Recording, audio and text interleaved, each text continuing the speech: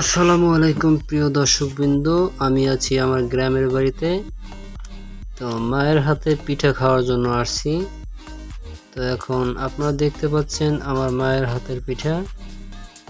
যে এটা দেখতে একটু কেমন যেন দেখাচ্ছে, শিওর আমি বলতে পারবো না, কিন্তু আপনারাই দেখেন। এটা হচ্ছে কলা পাতা।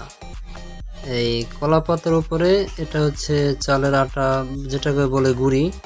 এটা দিয়ে বিভিন্ন জিনিস দেওয়া আছে, সঠিক আমি শিওর জানিও না, কিন্তু আমি জিজ্ঞাসা করতেছি। মা কত এটা কি কি দেওয়া আছে এই জায়গায়?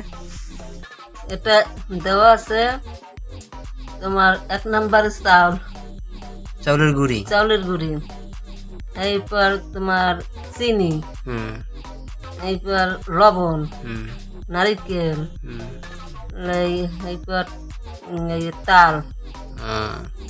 তো এটা দিয়ে নাম কি হয়েছে? এই পিঠাটার নাম কি? এটার নাম হয়েছে কলা পাতা, তালের পিঠা। এই তালের পিঠা কলা পাতা দিয়ে দেয়। এটা হচ্ছে কলা পাতা দিয়ে তালের পিঠা। এই হচ্ছে মা, এই দেখেন না আপনারা, এই আমার মায়ের হাতের পিঠা। এই এটা সুন্দর আকার হচ্ছে। এটা কিভাবে ভাজবা নাকি তেলে দিবে, কিভাবে কি? এটা তোমার টিন দিয়ে টিনের উপরে ভাজবে, আগুনের দিয়া? আগুন দিয়ে। তবে এটা কালার কিরকম রইব? কালার হইবে লাল। শুধু লাল হবে না? হ্যাঁ, লাল হবে। এটা পুড়ে যাইব না? না, এটা খাইতে কেমন লাগে? খাইতে স্বাদ লাগে। মনে হয় ভালোই লাগে না? ভালোই লাগে। আচ্ছা, এই হচ্ছে বাটিতে, মানে বড় একটা বলের ভিতরে গোলানো, যেটাকে আটার মতো দেখা যাচ্ছে। এই হচ্ছে পিঠা। প্রিয় দর্শকবৃন্দ, আপনারা দেখেন, আপনারা যারা বরিশালের থাকবেন বা আছেন, তারা অবশ্যই এই পিঠাকে চিনবেন বা জানবেন বা দেখবেন, বা আপনারা খেয়েছেন মনে হয়। আর যারা খাননি তারা ট্রাই করে দেখবেন। এটা প্রথমে হচ্ছে, এটা বানানোর নিয়ম হচ্ছে চালের গুঁড়ি, তারপর তাল, চিনি, লবণ এবং কলা পাতা, নারিকেল দিবেন। তো এটা দিয়ে মিক্স করবেন। মিক্স করার পরে এভাবে হবে। এভাবে হওয়ার পরে এটা একটা হালকা লালচে কালার হবে। তারপর আপনারা বানাবেন এভাবে।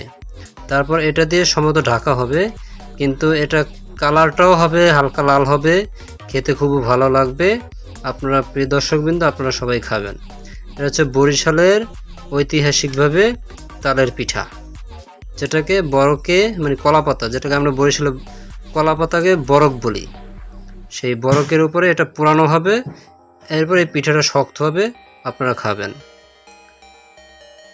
এটা হচ্ছে আগুনে পুড়িয়ে ভাজা হচ্ছে।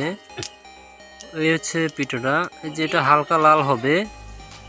দর্শকবৃন্দ, আপনারা দেখেন, এটা পিঠাটা হালকা হালকা লাল হচ্ছে। এটা আবার উল্টিয়ে দেওয়া হবে। এই যে উল্টিয়ে দেওয়া হয়েছে, এটা হচ্ছে সেই তালের পিঠাটা যারা আপনারা আগের ভিডিওতে দেখেছেন। ভাজার পরে এমনটা হবে, দেখেছেন, এমনটা হবে ভাজার পরে। গ্রামগঞ্জের পিঠা। আপনারা দর্শকবৃন্দ, আপনারা সবাই খাবেন।